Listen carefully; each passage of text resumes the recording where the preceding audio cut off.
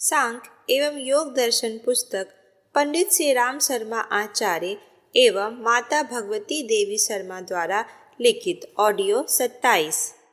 यह अस्मिता अन्वय एवं अर्थ तत्व अवस्था में संयम का फल है। यह शक्ति इन्हीं अवस्थाओं के संयम से प्राप्त होती है। ये तीनों सिद्धियां मधु प्रतीक कही गई हैं। ये ग्रहण विषय समाधि के सिद्ध हो जाने पर स्वतः ही प्राप्त हो जाती है। जिस विवेक ख्याति आत्मज्ञान के लिए उपयुक्त संयम कहे गए हैं, अब उन्हीं का अनवांतर फल इस सूत्र में व्यक्त किया जा रहा है। 155 सत्व पुरुषान्य ख्याति मात्रस्य सर्वभावादिष्टात्वं सर्वज्ञातित्वं च। सूत्रार्थ स्तव पुरुषा न ख्याति मात्रस्य, बुद्धि और पुरुष इन दोनों की भिन्नता मात्र का ही जिसमें ज्ञान रहता है, ऐसी सभी समाधि को प्राप्त योगी का सर्वभाव तिष्ठात्व, सभी भावों का स्वामी भाव च और सर्वज्ञातम्य सर्वज्ञ भाव हो जाता है। व्याख्या जब बुद्धि के रजोगुण और तमोगुण के द्वारा उत्पन्न संस्कार सर्वथा धुल जाते हैं और उसमें प्राप्त शुद्ध सत्वगुण के ही संस्कार बट जाते हैं, सतत प्रकाशित होते रहते हैं, उस समय मात्र बुद्धि प्रकृति और पुरुष की भिन्नता का अनुभव करने वाली वृत्ति विवेक ख्याति ही शेष रहती है। इसे ही आत्मज्ञान भी कहते हैं। इस विवेक ख्याति के प्राप्त हो जाने पर योगी साधक आत्म साक्षात्कार का वैराग्य की स्थिति प्राप्त कर लेता है। इसे प्रकृति एवं उसके परिणाम स्वरूप संपूर्ण पदार्थों का स्वामी भाव प्राप्त हो जाता है एवं समस्त प्राणियों का पदार्थ के अतीत अनागत और वर्तमान में प्रतिष्ठित अवस्थित गुणों को एक साथ जान लेता है। इसे ही विशोका सिद्धि कहा जाता है। इस सिद्धि के प्राप्त हो जाने पर वह अस्मिता आदि कलेशों के बंधनों को नष्ट करके सर्वज्ञ होकर आनंद पूर्वक भ्रमण विचरण करता है। उपर्युक्त सिद्धि से अलग निर्बीज समाधि रूप कैवल्य की प्राप्ति का वर्णन इस सूत्र में किया जा रहा है। 156 तय दौराग्य दपि दोष विजक्ष केवलम। सूत्रार्थ तय वैराग्यदपि स उपयुक्त सिद्धि में वैराग्य होने से दीप बीज से दोष के बीज का नाश हो जाने पर कैवल्य की प्राप्ति होती है। व्याख्या विवेक ख्याति द्वारा जब यह ज्ञान हो जाता है कि बुद्धि और पुरुष दोनों पृथक पृथक हैं, इन दोनों का संयोग अविद्याकृत है, यथार्थ नहीं, उस समय उसके समक्ष पूर्व सूत्र में कही हुई सिद्धि का प्राकट्य होता है। उन सिद्धियों में ना फंसकर जो योगी पुरुष को सदैव असंग निर्विकार कुटस्थ आनंद स्वरूप चैतन्य एवं सभी गुणों और उनके कार्यों को जड़ दुखमय एवं प्रतिक्षण बदलने वाला समझता है, वह सभी तरह के गुणों से तथा उनके कार्यों से विरक्त हो जाता है। उपयुक्त प्रथम पाद समाधि के 16वें सूत्र में वर्णित पर वैराग्य जब दोषों के बीज रूप अंतिम वृत्ति का भी सदा के लिए निरोध हो जाता है, तब निर्बीज समाधि की प्राप्ति होती है। इसी अवस्था में ब्रह्मानंद की अनुभूति होती है, उसे ही कैवल्य कहा जाता है। जब योगी धीरे धीरे योग की उच्च स्थिति में पहुंचने लगता है, तब उसके जीवन काल में भिन्न भिन्न तरह के अवरोध आने लगते हैं। इस सूत्र में विघ्नों अवरोधों से बचने हेतु सतर्क किया जाता है। 147 स्थानिपनिमंत्रेण संगस्य या करणम पुनरानिष्ट प्रसंगात्। सूत्रार्थ स्थानीयोपनिमंत्रेण लोकपाल देवताओं के बुलाने पर संज्ञ स्मायक करणम, ना तो उनके भोगों के संग राग करना चाहिए और ना ही अभिमान करना चाहिए। पुनरारिष्टम संगात, क्योंकि ऐसा करने से पुनः अनिष्ट होना संभव है। व्याख्या जब योगी साधक को योग मार्ग में शनैः शनैः उच्च स्थिति हो जाती है, तब उस समय उस अवस्था को प्राप्त करते हुए साधक को लोकपाल अधिष्ठाता देवता एवं सिद्ध जनों की साक्षात दर्शन होने लगते हैं। देवगण योगी को अपने लोकोधामों में भोग आदि के सुख दिलाकर भिन्न भिन्न तरह के उन भोगों की महत्ता बतलाकर अपने समीप में आमंत्रित करते रहते हैं। उस अवधि में योगी को अत्यंत सतर्क रहना चाहिए। उनके आकर्षण प्रलोभन में नहीं पड़ना चाहिए। अपने मन में बारंबार यह भाव लाते रहना चाहिए कि जन्म जन्मांतरों में कर्मों का भोग करते करते बड़े सौभाग्य से महान पुरुषों तथा ईश्वर की महान कृपा से ऐसी अवस्था प्राप्त हुई है। इसके समक्ष ये विभिन्न प्रकार के नाशवान भोग अत्यंत तुच्छ है। इनके लोभ में पड़कर मैं स्वयं अपने को किस प्रकार संसार रूपी सागर में डुबा सकता हूँ। मैंने तो इन सभी का तत्व सम्यक रूप से जान लिया है। इनमें शाश्वत आनंद की सुवास भी नहीं है।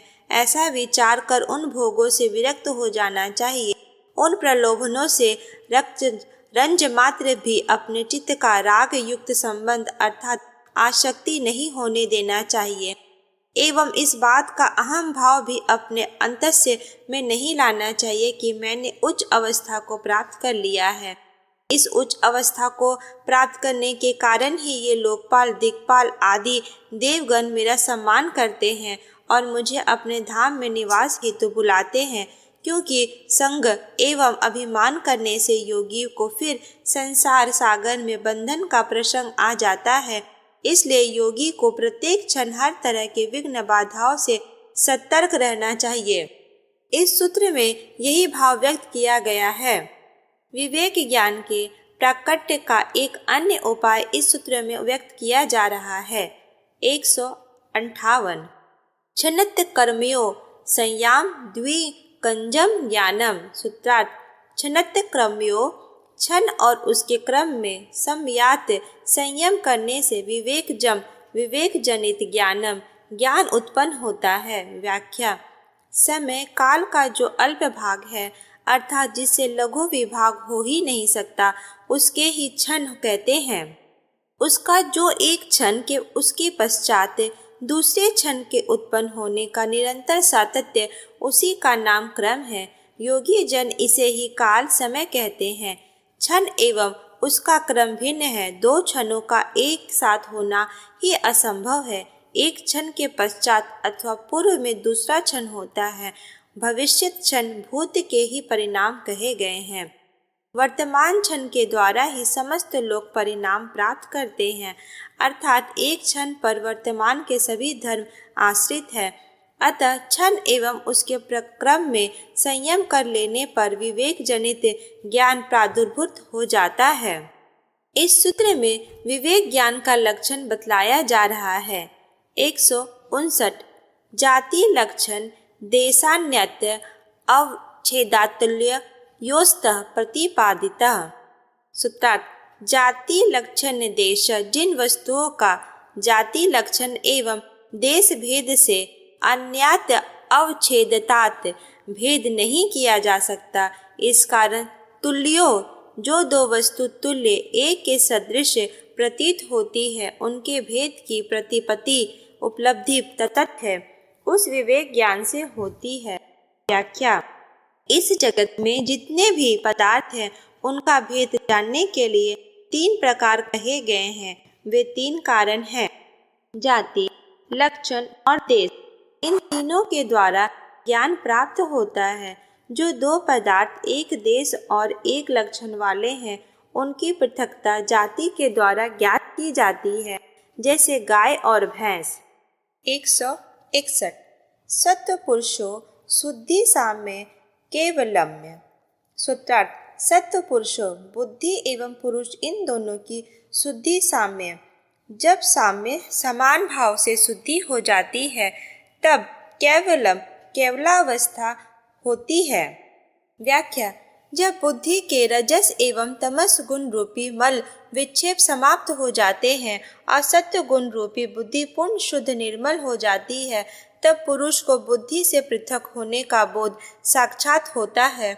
संपूर्ण कलेश के बीज संस्कार का जब भस्म हो जाता है तब पुरुष का शुद्ध रूप प्रतिभाषित होता है, अर्थात मल विक्षेप आवरण का अभाव होने से पुरुष ही शुद्ध निर्विकार निर्मल हो जाता है। इस तरह से जब बुद्धि एवं पुरुष दोनों की समान भाव से शुद्धि हो जाती है तब केवलावस्था प्राप्त होती है।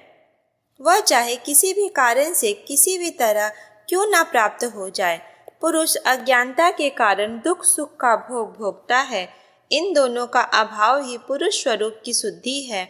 ऐसी सिद्धि में योगी का कैवल्य की प्राप्ति होती है, चाहे वह सिद्धियों से संपन्न हो अथवा ना हो। इसका कारण यह है कि जिस योगी के कलेश रूपी बीज दग्ध हो चुके हैं, तब वह ज्ञान पर पुनः निर्भर नहीं होता।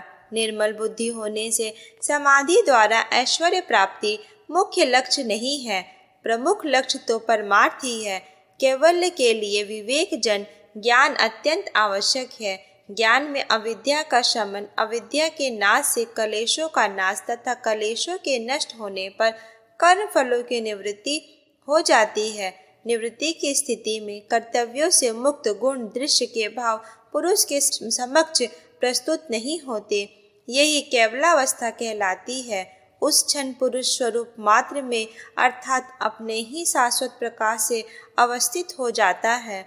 अपवर्ग, निर्वारण, मुक्ति, मोक्ष, स्वरूपावस्थिति, परमवास आदि कैवल्य के ही प्राप्य कहे गए हैं। इति विभूतिपाद समाप्तः।